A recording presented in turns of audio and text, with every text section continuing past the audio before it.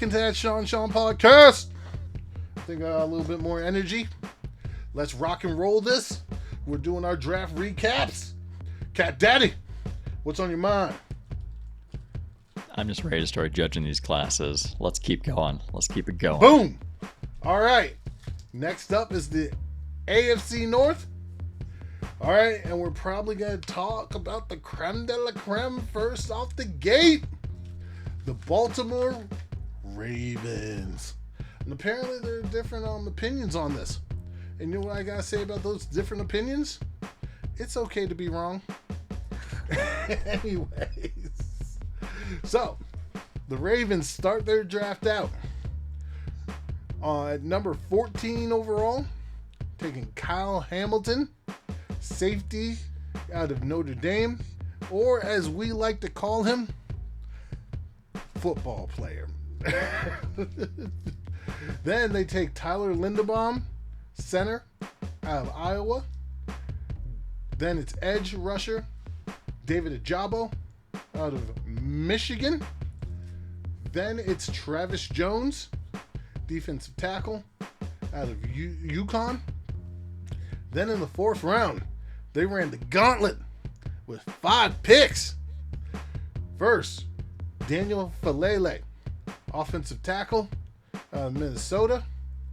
Then it's Jalen Armour Davis, cornerback out of Alabama.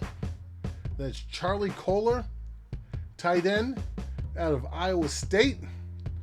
Then, a pick I thoroughly like, Jordan Stout, punter out of Penn State. Then we got Isaiah Likely, tight end out of Coastal Carolina. Then it's Demarion Williams, cornerback out of Houston. And then in the 6th round, they get Tyler Batty, running back out of Missouri. I absolutely love this draft. Personally, I know there's some risk involved in this draft. But what do we say about risk, Cat Daddy? What's that Bruce Arians line? No risk it, no biscuit. Gosh dang right. No risk it, no biscuit.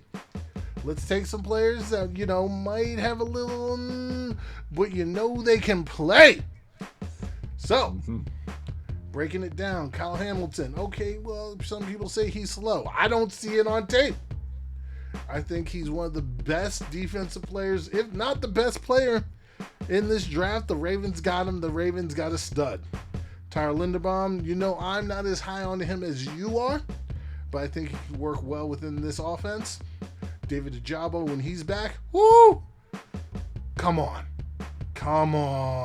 This guy's going to develop real nicely here, especially opposite his childhood buddy. I don't know if you knew that. No. Odafe Owe is a childhood friend of David Ojabo. Reunited and it feels so good. I knew that Ojabo was reuniting with, I think it was Michigan's former defensive coordinator, Mike McDonald. That too. Yeah. That too. But no, they played like youth football together. Nice. Then it's Travis Jones. Come on now. We already know who Cat Daddy's favorite pick is out of this draft. But then you have the behemoth, Daniel Falele. All right, this Jalen Armour Davis. This guy apparently is extremely talented. He just hasn't been able to stay on the field. So I get it's a risk, but I mean, isn't that what the 4th, 5th, 6th rounds are for?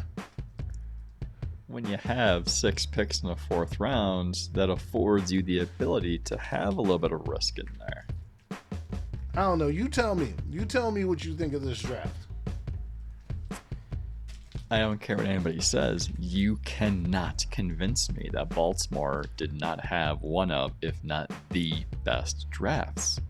Not only were their selections excellent, they also traded away Marquise Hollywood Brown, along with the 3rd rounder, to get Arizona's 1st round selection. I mean, Eric DaCosta has a master's degree in drafting, and he just put on a clinic over that weekend. First, he gets a falling Kyle Hamilton at number 14, and say what you want to about his testing speed. The fact remains, you need to watch his game speed. You need to watch the tape. I truly believe that that interception, what game was that in? Just watch the one play. Yeah, just that one. I can't remember who it was. I think it was a home game for him, though. But I truly believe that the other 31 teams in the league made a huge mistake allowing Baltimore to draft Kyle Hamilton. I don't even know how many teams, but the first 13 selections, he could have gone off anywhere in there. Teams could have traded up as they saw him fall down the board. So that was a huge mistake. The tight ends and running backs of the AFC North are now put on notice because whether he plays safety or linebacker, he's coming to hit people. Florida State, that's what the game was. And then the pick from Arizona, Baltimore moved back slightly in another move with Buffalo. They got Tyler Linderbaum, who I think is going to be a great fit in that Baltimore run-heavy offense. Round 2, they select a falling but injured David Ojabo, and it just shows that they're playing chess, not checkers, because when he's healthy, you're going to have Odafe away on one side, you're going to have David Ojabo on the other side, and guess who you have in the middle? You're having your 3rd round pick, Travis Jones. How crazy, how nasty is that defensive line going to be? It's going to be nuts. Disgusting. And they didn't just stop after round 3. They continued it through day 3, 6 selections in the 4th round. You're adding depth. You're adding potential future starters to your roster. You add 2 tight ends with Charlie Kolar and Isaiah Likely. You neglected the wide receiver position, which makes me think 2 things. One, they're going to be using a lot of that 13 package, probably more than any other team in the league. And then you add Daniel Falele on top of that. Like, you're going to have those big goal line packages, and it's going to work out really well.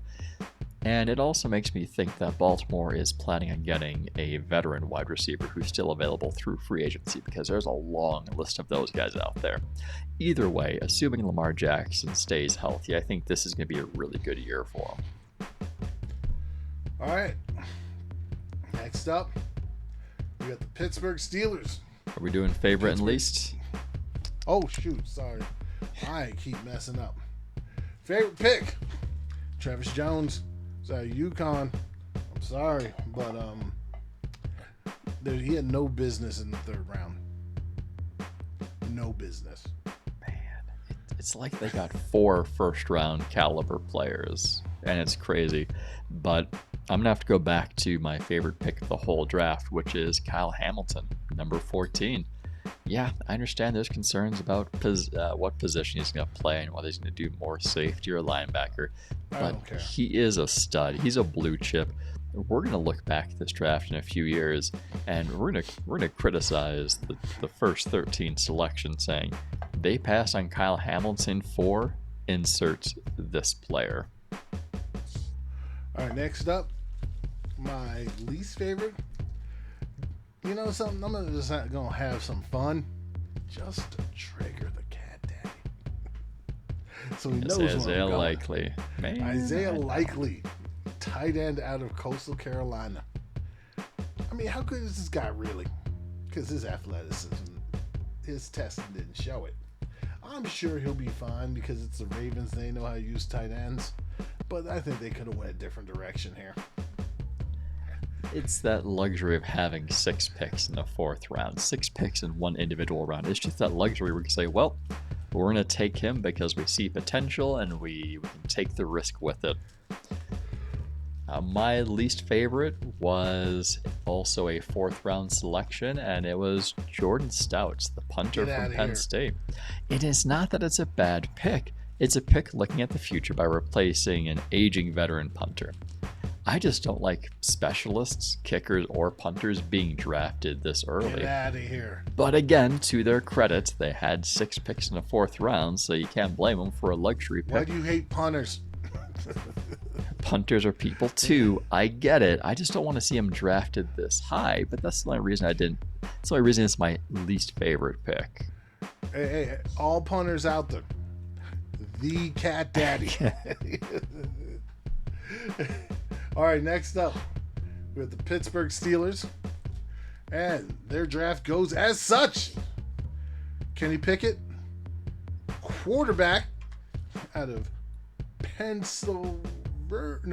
Pittsburgh.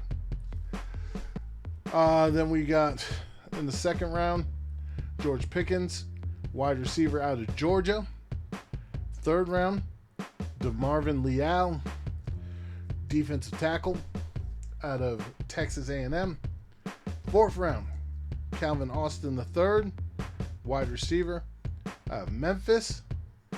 Sixth round, Connor Hayward, tight end out of Michigan State. And then seventh round, Mark Robinson, linebacker out of Mississippi. And then it's Chris Oladokun,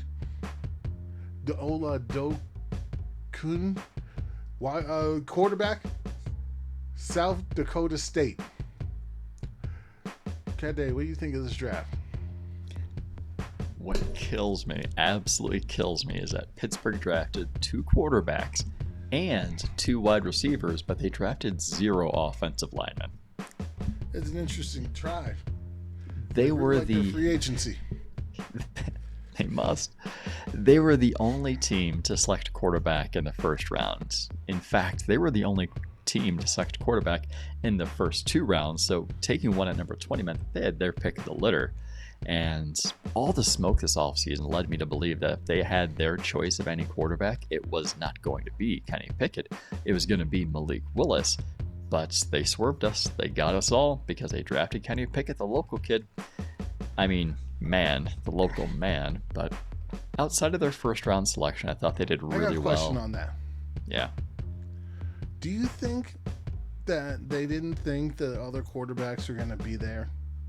Or the rephrase, do you think they thought Malik Willis isn't going to be there and they didn't do their due diligence on him and they just settled into Kenny Pickett? I hope not, because that would be a poor way to end Kevin Colbert's reign as GM for the Steelers. Honestly, I don't get it. I really just... Nope. I think when we did our quarterbacks, Pickett was number 5 for both of us. When we talk about quarterbacks in here, Pittsburgh is number 1 selection, or number 1 quarterback selection. I don't get it either. I mean, the rest of their draft isn't bad. It's not bad at all. Mm-hmm. You know, like, I mean, they picked a lot of Pittsburgh picks. The QB taints it for me. I'm not a fan. Personally, I thought they did good with the wide receiver selections. You're thinking they didn't resign Juju Smith-Schuster, they didn't resign James Washington, and recent rumors are that Steelers do not plan to extend Deontay Johnson, so maybe that was the reason they selected 2 of them. And George Pickens, I think, is a wild card, but he has huge upside. He's tough, he's competitive, that's going to fit in well with Pittsburgh. He just needs to stay healthy. And this could be a really good pick for him. Very high ceiling. Calvin Austin III got him in the 4th round. I expect him to contribute on special teams right away since Ray McLeod went to San Francisco. And then you're going to work him into that slot rotation. Then the addition of DeMarvin Leal. Yeah. Connor Hayward. I think he was the first fullback selected, but he also plays tight ends. And I wonder if Pittsburgh is going to be creative enough to use them. And I think they will. And this is the 3rd set of brothers that they have on the team. And it's crazy because one brother plays defense. The other one plays in the backfield, whether it's running back or fullback. TJ and Derek Watt, Terrell and Trey Edmonds. And now you have Cam and Connor Haywood. Did they plan this out ahead of time? Do they think, you know what? We're going to draft him because we know nobody else is going to take him, at least not this early. So let's just add to that group of brothers. But going back to the defense real quick, I like the addition of DeMarvin Leal. He's someone who's going to add youth to that defensive line. And it means that he can sit behind the veterans. He can learn. And then when he takes over, man, that's a good Pittsburgh pick. All right. All that being said, jumping into it, my favorite Pittsburgh pick is DeMarvin Leal.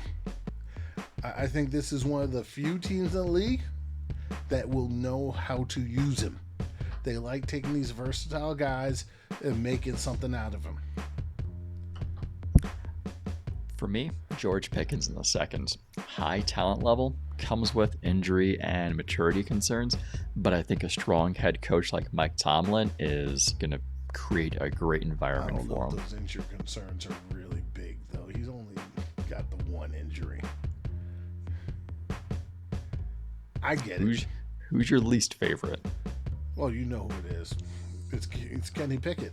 I'm sorry. I'm just not a fan. I think there are higher upside guys to pick if you're picking a quarterback.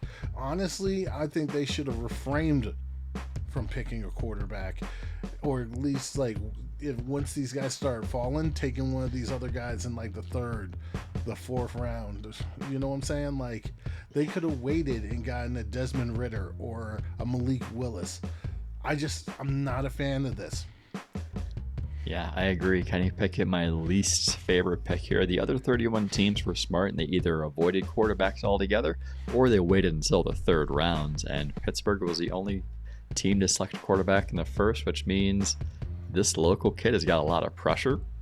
And I'm not going to talk about the hand size, but I am curious to see what the hand strength looks like when he starts playing the December and January games in Heinz Field when it's cold, snowing, rainy conditions. Well, whether it's this year, next year, whatever it is, whenever he plays, I want to know what the ball security looks like, because he had ball protection issues throughout his career with Pittsburgh, the university, and I think it's a risky move. And I wonder if Mitch Trubisky would have signed with Pittsburgh had he known that they're going to go after a quarterback in the first rounds. Maybe not.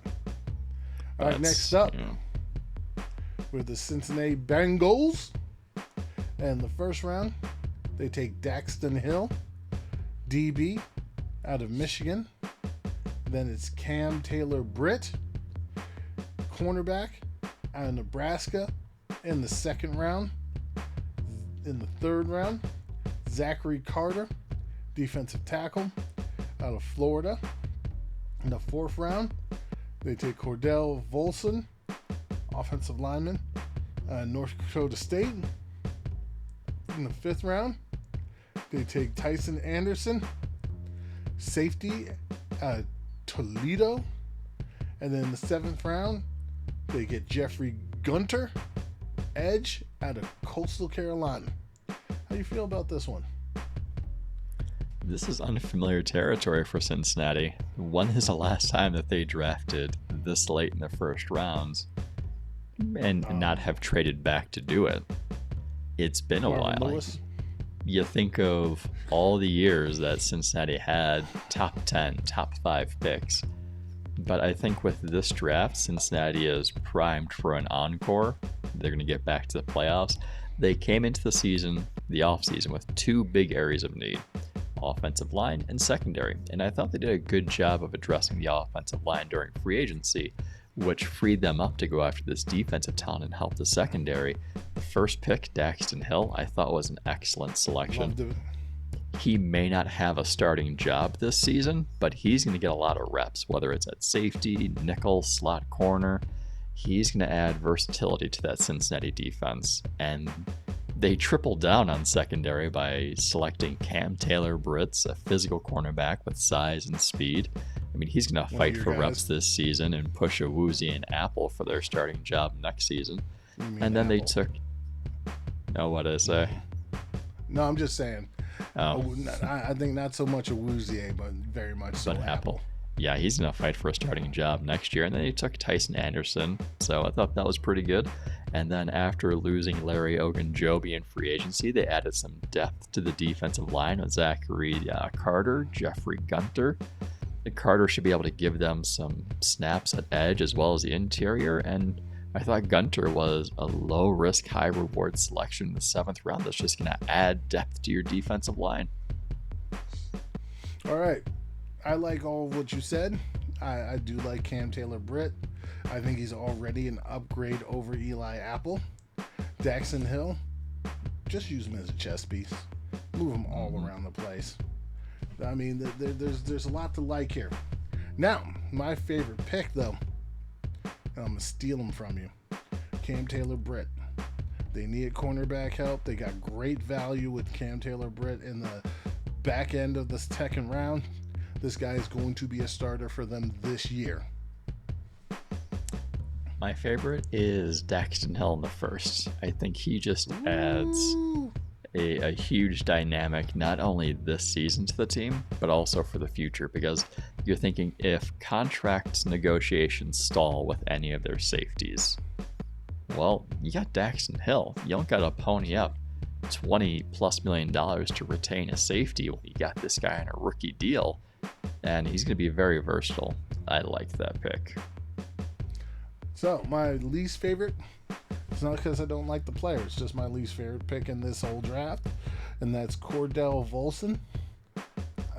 I don't see a path for him playing anytime soon. That's it. I've got the same guy. I got Cordell Volson, and I get the concept of if you like the guy, then you go take him. But I didn't think they got great value out of it in the fourth round. He's capable of playing both offensive tackle spots, which is great. But Cincinnati did a good job of addressing the offensive line during free agency, and they did so well that I didn't think they needed to reach here for Volson. I don't think many teams had a fourth round grade on him, so it's very possible that they could have gotten him later on day 3. True. It didn't make sense for me. All right, next up, we have the Cleveland Browns. So Cleveland did not have a first round or second round pick. You know, that just the Sean Watson, trade kind of, did a little bit. But starting in that third round, they got Martin Emerson, cornerback, Mississippi State. Alex Wright, defensive end, UAB. David Bell, wide receiver, Purdue. Perion Winfrey in the fourth round, defensive tackle, Oklahoma. Cade York, kicker, LSU. I already know that's bothering Cat Daddy. Jerome Ford, running back out of Cincinnati.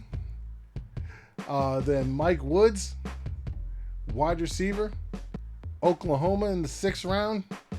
Isaiah Thomas, edge, Oklahoma in the 7th round. Dawson Deaton, center, Texas Tech as their final pick. What's up with all these Oklahoma players? And that's something funny that I know it's not intentional. At least I don't think it's intentional, but Baker Mayfield played for 2 colleges. He played for Oklahoma and he played for Texas Tech. Of course, he played for Tech first, transferred to Oklahoma. So what I found amusing was Cleveland drafted 3 Oklahoma players and they drafted a Texas Tech player. I thought it was great. I don't know what it means, if anything, but it's out there. Cleveland's draft, there's some really good stuff and there's some really meh stuff. I thought Martin Emerson was a reach, but hey, I guess you need corner. Really like David Bell in the 3rd round, especially the pair with Amari Cooper and who's that guy that someone that we know keeps like boasting even though he's done nothing? Oh, Donovan Peoples-Jones. Oh yeah, that's his name. Yeah. DPJ. Then we got Perion Winfrey, great value there. I understand the Jerome Ford pick. I just don't care really. Like, you did not need to do this because you already have Nick Chubb, you already have Kareem Hunt, and then there's another guy that was balled out last year when those 2 were injured. This is not necessary. This is overkill. Mike Woods I like. Isaiah Thomas I like. How do you feel? I I liked the first two selections for Cleveland, but I think they took them too high. Martin Emerson went early in the third, and I don't think that was a good spot for him. It sounds like teams were not too high on his ball skills, but maybe Cleveland felt the pressure to select a cornerback because, I mean, ultimately, Emerson was the 10th cornerback off the board, so there wasn't much left. I liked a few other cornerbacks around the board at that time. Kobe Bryant from Cincinnati, Jalen Armour-Davis from Alabama, but I thought that Emerson was a reach, and I felt the same way about Alex Wrights. But compared to Kobe Bryant and them, Emerson was more of an athlete, so maybe they were banking on upside. And they might have, but he was a reach. They could have gotten him later. And the same thing with Alex Wrights. Selected too early, and there were some other guys I liked out there who were still available, like DeMarvin Leal. You have Zachary Carter, Majay Sanders, Michael Clemens. They were all still on the board when Alex Wright was taken. But they rebounded nicely with David Bell and Perrion Winfrey, and each of those should quickly work in the rotation for snaps and contribute during their rookie season. I'm going to forget that one. But after that, it went downhill because you selected a kicker in the 4th, and you selected a running back in the 5th. The 6th and 7th round draft, it was just depth, which I liked. Overall, it was pretty uninspiring. All right. Oh, man. I'm going to go with my favorite pick from this particular draft, Perrion Winfrey out of Oklahoma. I think that was the best value that they got out of anybody in this draft. I know he's raw, but this guy's got a lot of ability.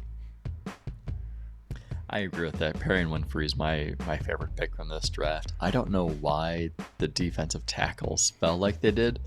And you're thinking Travis Jones to Baltimore, Perrion Winfrey to Cleveland. But for a team that's needed presence on the defensive line, Perrion Winfrey, I think, is going to be a great addition. Now, for my least favorite pick, I don't know which one to pick. Kid You York. picked a kicker in the 4th round. Kid York. You picked a kicker in the 4th round. And the Dallas Cowboys got a kicker who made a 62-yard pick.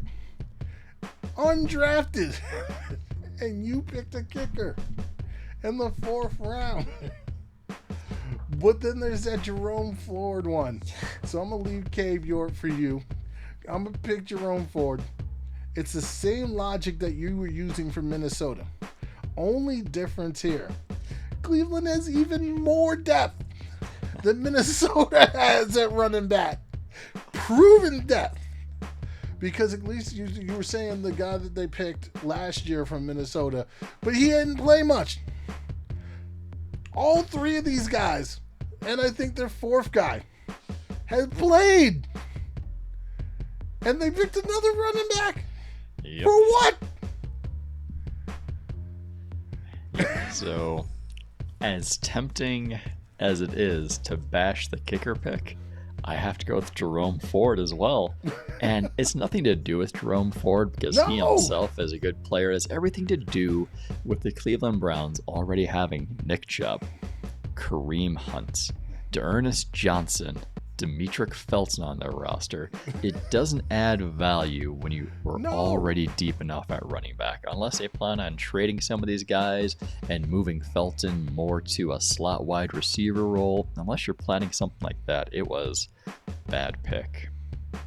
The Cowboys are planning to do that with Tony Pollard, and they still didn't pick a kicker. You know what they did? They signed an undrafted free agent. You laugh, but you know you agree with that process. Yep. All right. Too Ranking early. these drafts, I'll go first. Obviously, Baltimore's number 1. Then I have Cincinnati. Then I have Pittsburgh, begrudgingly. Then, I'm sorry, Cleveland. I have no clue what you were doing. It's almost like you had bipolarism here, or some sort of Dr. Jekyll, Mr. Hyde. It's like bad pick, good pick, bad pick, good pick. Yeah, I have the same order. I have Baltimore way at the top. Then you have Cincinnati. And then Pittsburgh's draft was good, but I can't like it because they took Kenny Pickett in the first round. Exactly. So they slot to third, and then Cleveland's, even factoring in Deshaun Watson, Cleveland I still thought, because we don't know when Deshaun Watson's going to play, so... I'm sorry, this is not one of those situations like those other wide receivers who we're talking about. One, we don't know when Deshaun Watson's going to play. Two, what's he playing behind? Who's he throwing to? Like, I mean, I guess Amari Cooper, David Bell, and that other guy. Yeah, one of those tight ends. Yeah. Like, I don't know. To hand the ball off this dude to their stable of 50 running backs. I want to see this work first. Sorry, even with Watson, I mean, yes, he's a better quarterback than what Pittsburgh has, but still. All right, all that being said, ranking the division. You want to go first? You want me to go first? I can go first this time. So, assuming everybody stays healthy with this incoming and draft not suspended. class, Baltimore number 1. Baltimore's on top. I think Cincinnati's a close second with this draft class of secondary, the offensive line for free agency, and then you have Pittsburgh because they have Mitch Trubisky. But how short is that leash going to be? Are they going to quickly turn to Kenny Pickett? And then rounding out the cellar would be Cleveland. That was all right. Yeah. So in terms of the squads, I have Baltimore number 1. Just if they're healthier, Cincinnati does not win this division last year if Baltimore is healthy. Just saying. Next, I have Cincinnati. They're a better squad than I thought they were, even though I was pretty high on them last year. Third, though, if everyone stays healthy and not suspended, the Cleveland Browns are my number 3 team in this division. I'm sorry, it goes down to quarterback. Deshaun Watson, say what you want to say about him as a person, but he is a better quarterback right now than what Pittsburgh has on their roster. And the fact that Pittsburgh has question marks about quarterback bothers me. So, Pittsburgh rounds out the rear. There is an easy chance for Mitchell Trubisky to sign and Pittsburgh to come up. Or maybe Kenny Pickett turns into something that I don't think he can. But I doubt it. So I think their chance for success is Mitchell Trubisky turns into that quarterback that you thought he could back when Chicago took him. And before John Fox and Matt Nagy tried to ruin him.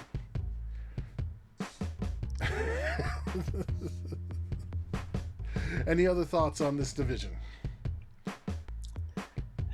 Deshaun Watson is the complete wild card for Cleveland. Yes, he is.